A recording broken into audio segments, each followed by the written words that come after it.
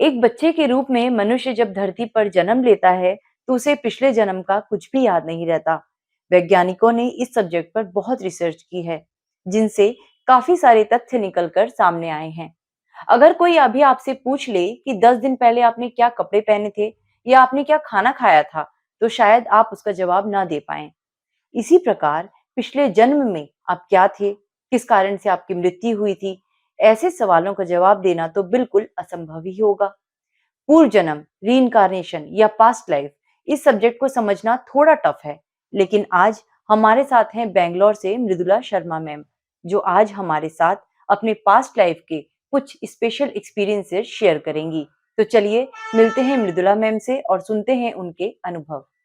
Mridula ma'am, आपका बहुत बहुत स्वागत है। धन्यवाद। मृदुला मैम, आपके पास एक स्पेशल नेचुरल पावर है जो शायद बहुत ही कम लोगों के पास होती है। तो आज आप प्लीज हम सभी को बताएं कि उस स्पेशल पावर के बारे में। यू नो व्हाट, आप उसको पावर बोलते हो, कोई स्पेशल पावर नहीं है ये। ये इसलिए हुआ कि जब मेरी डेथ हो रही थी तो मेरी माँ ने कहा तुम जा रही हो, आ जाना। सबको पता था मर जाएगी क्योंकि डॉक्टर्स ने मना कर दिया था। तो मैंने कहा आ जाना। मैंने सिर हिला दिया, आई कुडंट टॉक। तो फिर उन्होंने कहा और याद भी रखना, क्योंकि आते तो सब है। याद याद रहे तभी तो पता चलेगा कौन है। तो मैंने ऐसे कर दिया कि देखी जाएगी कैसे। I mean I can't say for sure कि मुझे याद ही रहेगा। तो वो दिमाग में लेके गई कि मुझे याद रखना है, याद रखना है, याद रखना है। तो ऐसा हो गया, कोई स्पेशल पावर नहीं है।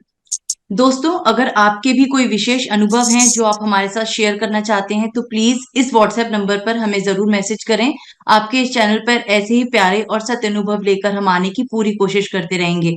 तो चलिए मृदुला मैम की जर्नी को और आगे सुनते हैं, देखते हैं। मैम, आप अपने पूर्व जन्म में किस सिटी में थी और आपके परिवार में कौन कौन थे? आपके हालात कैसे थे उस जन्म में? थोड़ा आप अपने पूर्व जन्म के परिवार के बारे में बताएं। शायद आपके पूर्व जन्म में जब आपने शरीर छोड़ा उस वक्त शायद आजादी की लड़ाई जैसा माहौल भी था, उसके बारे में थोड़ा बताएं। हम देहरादून में रहते थे और बड़े संपन्न परिवार में थी। दो ही बेटियां थी उनकी, मैं बड़ी थी। बनारस हिंदू यूनिवर्सिटी में पढ़ाई कर रही थी। उस वक्त हर कोई आजादी की लड़ाई में जुड़ा हुआ था अपने अपने हिसाब से। मेन जो थे ना, वो घर की बात कर रही हूँ, हमारे शहर की, हमारे इसकी, लोग रात को पहरा दिया करते थे।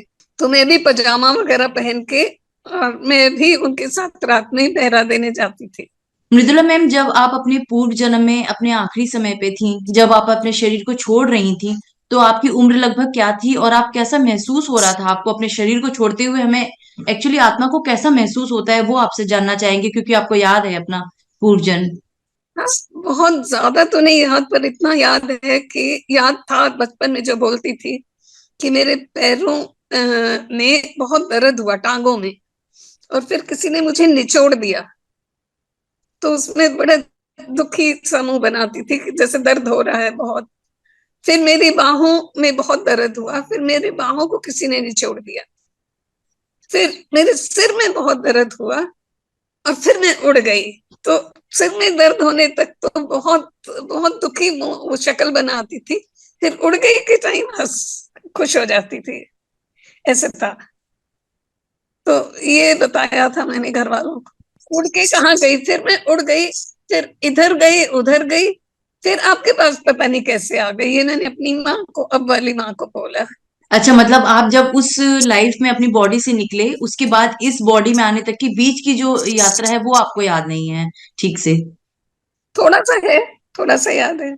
एक बार माँ के साथ लेटी हुई थी ऊपर खुले छत पे, तो चांद तारे दिख रहे थे। मैंने कहा माँ, ये चांद में भी दिन है और तारों में भी दिन है। तो उन्होंने कहा कि तुझे कैसे पता? मैंने कहा जब मैं उड़ के गई थी, मर रही थी करके नहीं बोलती थी कभी, जब मैं उड़ के गई थी तब वहां गई थी। तो इन्होंने कहा वहां और क्या है? मैंने कहा वहां बड़े प्यारे प्यारे भगवान हैं। तो मम्मी ने कहा तू भगवान जी के पास गई थी? मैंने कहा नहीं, मैं ओम जी के पास नहीं गई। ओम जी मीन्स हाईएस्ट भगवान जी। तो इन लोगों ने, मेरी दोनों माओ ने ये लगाया कि ये अच्छी आत्माओं को कह रही है, जो और साथ में होंगी उनके लिए बात कर रही है। फिर उन्होंने पूछा तो खाती क्या थी? मैंने कहा कुछ भी नहीं खाती थी। उन्होंने पूछा तो भूखी रहती थी? मैंने कहा नहीं, भूखी भी नहीं रहती थी। अब आत्मा तो कुछ खाती नहीं है ना, आत्मा को तो भूख प्यास का कुछ पता ही नहीं है। फिर तू पहनती क्या थी? कुछ नहीं पहनती थी, तो नंगी रहती थी। अपने को देखा, मैंने कहा नहीं, नंगी भी नहीं रहती थी, आत्मा है ना। फिर उन्होंने कहा कि कहाँ रहती थी, कैसे घर में रहती थी? तो मैं गुस्से हो गई। मैंने कहा आप तो ऐसे करते हो जैसे वहां ईंट पत्थर के मकान होते, वहां ऐसे मकान नहीं होते। बस इतना मैं और एक्सप्लेन नहीं कर सकी, इतना बोला, क्योंकि आत्मा को तो मकान नहीं चाहिए ना रहने को। आत्मा जो है मैम एक्चुअली क्या है, एक पॉइंट ऑफ लाइट है, एक छोटी सी बिंदी है, ज्योति है, जो हम सबके यहाँ पे रहती है शरीर में। और वो ना तो उसे खाने के लिए कुछ खाना चाहिए, ना ही पहनने के लिए कपड़े, क्योंकि वो तो एक पावर है, एनर्जी है, छोटी सी एक पॉइंट ऑफ लाइट है, जस्ट लाइक अ स्टार। तो उसे ना तो रहने के लिए कोई घर चाहिए, और ना ही पहनने के लिए कपड़े, और ना ही खाने के लिए खाना। और वो देखो ना, वो इतनी सी छोटे से कीड़े में भी होती है, इतने बड़े हाथी और व्हेल में भी होती है। मृदुला मैम, मुझे ऐसा लगता है ज्यादातर सभी के मन में ये एक क्वेरी होती है, ये जानने की कि प्राण निकलते समय एक मनुष्य की क्या दशा होती है, उसके मन में क्या चल रहा होता है, उसे क्या दिखता है। तो क्या जिस तरह आपके प्राण निकले, आपने बताया कि मेरे हाथों में पैरों में बहुत दर्द हुआ, सर में दर्द हुआ, और फिर मैं उड़ गई, तो क्या सभी के प्राण ऐसे ही निकलते हैं? इतनी ही तकलीफ होती होगी सभी को? ये तो है, ये तो सभी के ऐसे ही चलती है, टांगों से शुरू होता है और ऐसे करके फिर आपके निकलने की जगह अलग होती है, वो आपके कर्मों पे बेस्ड होती है। जो 9 द्वार है ना हमारे शरीर में, उनमें से अकॉर्डिंग टू हमारे कर्म हम निकलते हैं। अच्छा मृदुला मैम, आपने बताया कि जब आप अपने शरीर का त्याग कर रही थी, तो आप उड़ते हुए चली गई, तो आप हमें बताएंगी कि आप कहाँ गई थी उड़ते हुए, और वहां क्या देखा, और आत्मा रूप में आपका सफर कैसा था? जब तक आपने अपने नया शरीर नहीं धारण किया, तो उस बीच की आपकी कुछ जर्नी अगर आपको याद हो तो हमें बताइए थोड़ा। नहीं, बस यही था कि वो चांद पे जाते, कहते हैं जो आत्मा जिनको वापस आना होता है ना, वो चांद पे रहते हैं। ये कल मैं गीता में भी मैंने पढ़ा कल। उसके बाद इधर घूमी उधर घूमी, घूमते भी रहते हैं, इसका मतलब घूम फिर के फिर अपनी जगह में आ जाते हैं। पर जो मैंने कहा, चांद में भी दिन होता है, तारों में भी दिन होता है, तो इसका मतलब आत्मा घूमती भी रहती है। नहीं तो हम्म। तारों का तो बात ही ना आती। तो क्या मैम, जब आप अपने पूर्व जन्म के परिवार से, उनकी फैमिली से मिली, उनको कैसे यकीन दिलाया कि आप उनके पूर्व जन्म की बेटी हैं? मेरी माँ ने कहा था याद भी रखना। मुझे बड़ी जल्दी थी उनको मिलने की। मैं 15 महीने की उम्र में बोलने लग गई थी, बात करने लग गई थी। तो बस मैंने ये कहना शुरू कर दिया, मुझे मेरी कोठी ले चलो। कहाँ है? देहरादून में है, बड़ी दूर है। मैं नासिक में पैदा हुई थी। तो माँ ने कहा इसके मुंह पे देहरादून चढ़ गया। उन्होंने कहा कहाँ है? बॉम्बे में है, लुधियाना में है, दिल्ली में है, नहीं देहरादून में है, बड़ी दूर है, ऐसे ही बोलती थी हमेशा। और सबकी मिन्नतें करती थी, आप ले जाओ मुझे, आप ले जाओ मुझे, मुझे ले जाओ, मुझे मेरे घर ले जाओ। तो अब सब लोग परेशान होते थे, क्या कहती है, क्या करती है, क्या बात करती है। मेरे माँ बाप दिल्ली में रहते थे और फादर बीमार हो गए थे, तो नासिक में मेरे नाना मामा का घर था, हम यहाँ आ गए थे, वो लोग यहाँ आ गए थे, तो मैं नासिक में पैदा हुई थी। मेरे फादर की डेथ हो गई थी जब मैं 40 दिन की थी। तो उसके बाद मेरी माँ को मेरी मौसी ने नायरोबी में एक टीचर की नौकरी दिलवाई, जिसके लिए पेपर्स कलेक्ट करने का, पेपर्स बनवाने के लिए माँ दिल्ली गई। दिल्ली में उनको अपनी प्रिंसिपल मिली। माँ मेरी देहरादून में गुरुकुल में पढ़ती थी, तो वहां पे इनको वो प्रिंसिपल मिली जिन्होंने गुरुकुल शुरू भी किया था। तो उन्होंने कहा कि तुम नायरोबी तो जा रही हो, पर देहरादून चलो, हमने एक और स्कूल खोला है, और देखो आके, उसके एनिवर्सरी फंक्शंस हैं 2 दिन के बाद, 3 दिन के बाद, कुछ ऐसा था। तो माँ ने सोचा कि देहरादून देहरादून करती है, वो आ गई देहरादून वो स्कूल के फंक्शन के लिए। तो मेरी वो माँ पहले वाली वहां की प्रेसिडेंट थी, तो उनको तो फंक्शन में आना ही था। जब उनकी कार ही अंदर आई तो मैंने कहा वो देखो मेरी कार। और जब वो उतरी कार से तो मैंने कहा वो देखो मेरी भाभी। हम उनको भाभी कहते थे क्योंकि मेरे चाचा बुआ लोग भाभी कहते थे तो हम भी उनको भाभी कहते थे। भाभी तो उतर के अपने काम में चली गई। मेरी बहन भी आई थी। तो अब मम्मी को तो पता नहीं था कि क्या कौन गुजरा क्या है। मैंने मेरी बहन को पूछा कि आपके कोई बुआ गुजरी है क्या, ये आपकी माँ को भाभी बुला रही है बुलाती है। तो वो तो इंटरेस्टेड हो गई, वो मेरे से बहुत क्वेश्चन पूछने लगी। तो तुम कौन हो? मैं मुन्नू हूँ। मैं कौन हूँ? तुम छोटू हो? छोटो बुलाते थे।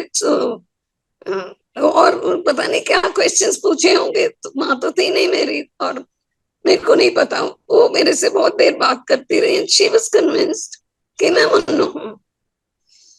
तो मैं बीच बीच में जाके जब हवन हो रहा है तब मैं उनकी गोद में उनकी गोद में सिर रख के बैठ जाती। उनकी साड़ी से खेल रही थी मेरे को याद है।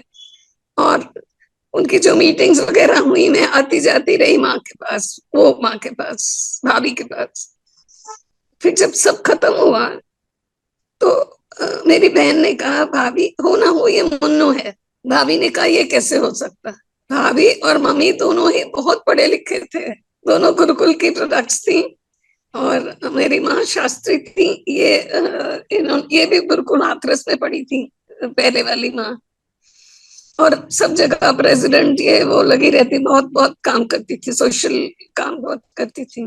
तो उन्होंने कहा ये कैसे हो सकता है। फिर कहती ये तो मुझे पता है, इस बच्चे ने मेरी जलती ज्वालाएं शांत कर दी। उतनी सी देर में उनको कनेक्शन हुआ। तो फिर रोने लग गई। मेरी बहन ने कहा, माँ को पूछा कि हम इसको ले जाएं, 1 घंटे में वापस ले आएंगे। तो अब मम्मी कहती है कि मैं बहुत कहना मानती थी उनका। अगर वो कहे कि गुड्डी मेरे को दुख होगा तो मैं नहीं करती थी वो काम। पर अभी तो उन्होंने कितना कहा कि मुझे दुख होगा, मैं नहीं मानी क्योंकि मुझे तो घर जाना था अपने। रास्ते में इनको फादर को भी पिक किया। मैं देखा और मैं एकदम से कार के दरवाजे से निकली, शीशे से बाहर निकली खिड़की से, पिताजी पिताजी करती। वो गाड़ी में बैठ के हैरान की किसका बच्चा ले आई। अपने अपनी बेटी को पूछा, बोले बताया उनको क्या है। फिर ये लोग सब घर के पहले चौराहे पे, गेट से पहले जो चौराहा पड़ता था वहां पे सब लोग कार से उतर गए और मुझे बोला चलो घर चलो। मैं भाग के गई। मैं उससे गेट से अंदर गई। अंदर जाके देखा थोड़ी रेनोवेशन हुई थी। तो मैंने कहा कि ये तो नहीं, तो सब बोले हाँ हाँ चलो चलो आगे चलो आगे चलो। आगे जाके तो फिर मैं खूब भागी इधर से उधर। फिर अपने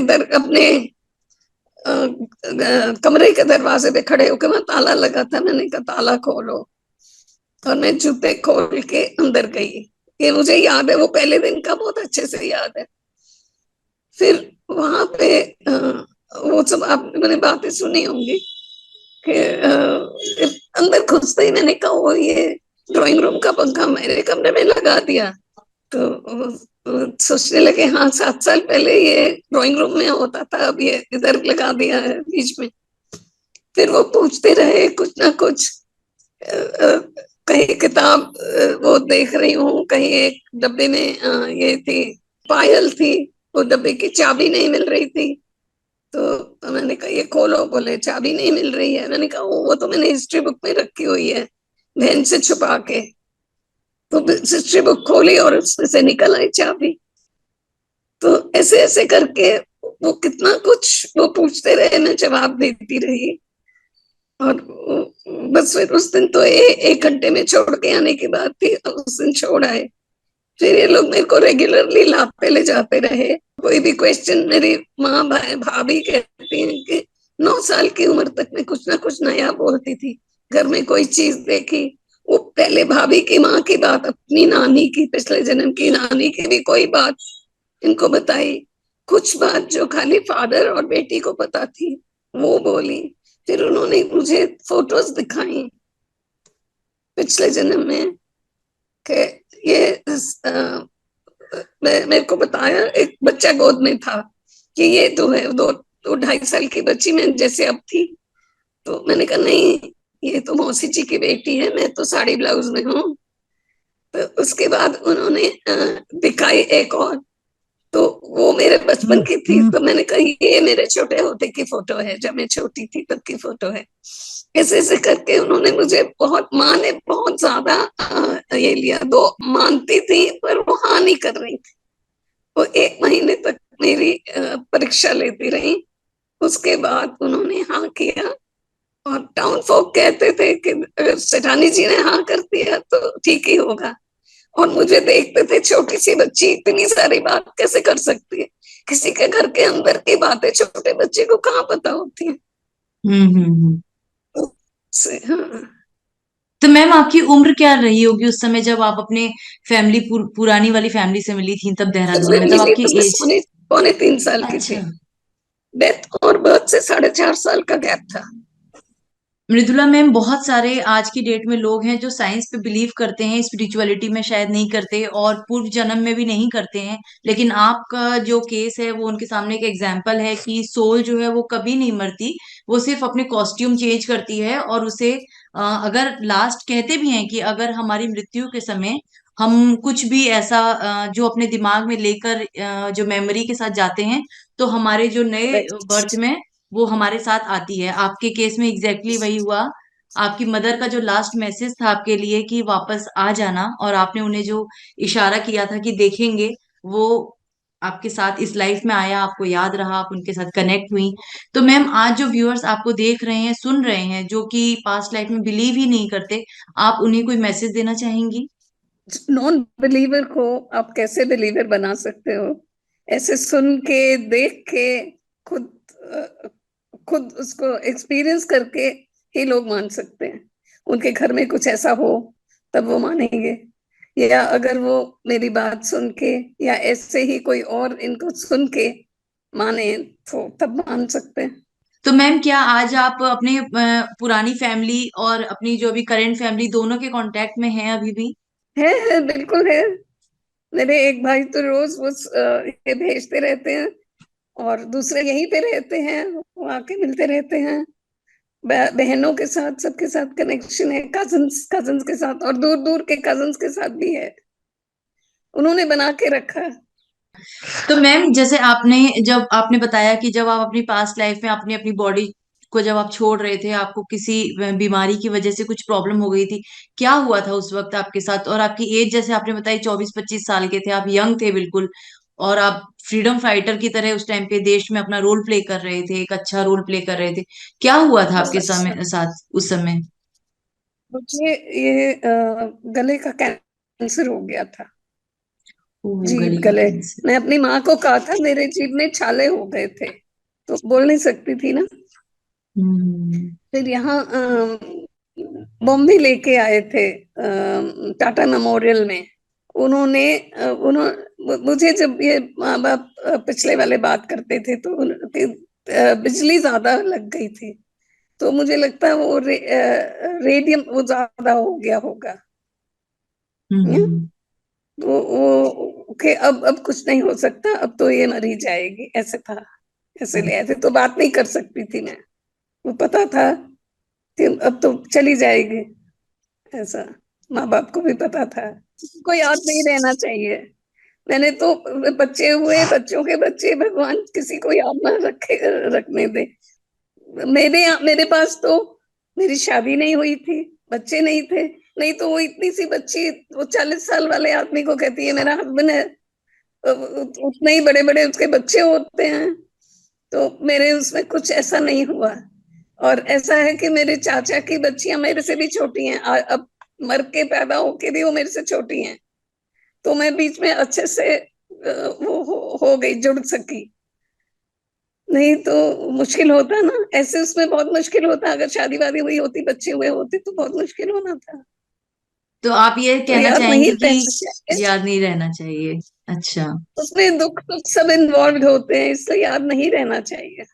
okay, thank you so much ma'am. आज आपने हमें इतना अपना इम्पोर्टेंट, इतना अच्छा समय दिया और इतनी अच्छी आपकी लाइफ की एक प्रीशियस मेमोरी जो आपकी इस लाइफ से प्लस आपकी पास्ट लाइफ से कनेक्टेड थी, वो आपने हमारे साथ शेयर की। तो बहुत बहुत शुक्रिया आपका। चलो ठीक है, all the thank you best so to you. Much ma'am. Thank you so much ma'am. Thank you. Mridula ma'am, जो लोग पूर्व जन्म में विश्वास नहीं करते, आज आपकी ये वीडियो देखकर मुझे लगता है उनको भी ये मान लेना चाहिए कि आत्मा का सफर जारी रहता है, केवल शरीर बदल जाता है। आत्मा अपने कर्मों के हिसाब किताब को पूरा करने के लिए अपने सफर को जारी रखती है। लेकिन हाँ, हर आत्मा को अपना पूर्व जन्म याद रह जाए, ऐसा सभी के साथ नहीं होता।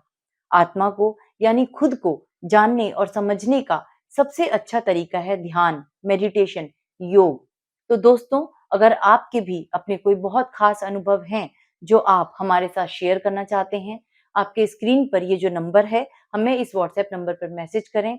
हम फिर जल्द मिलेंगे एक और इंटरेस्टिंग वीडियो के साथ। तब तक परमात्मा से जुड़े रहें, खुद को जानने का प्रयोग करें, योग करें। ओम शांति, धन्यवाद।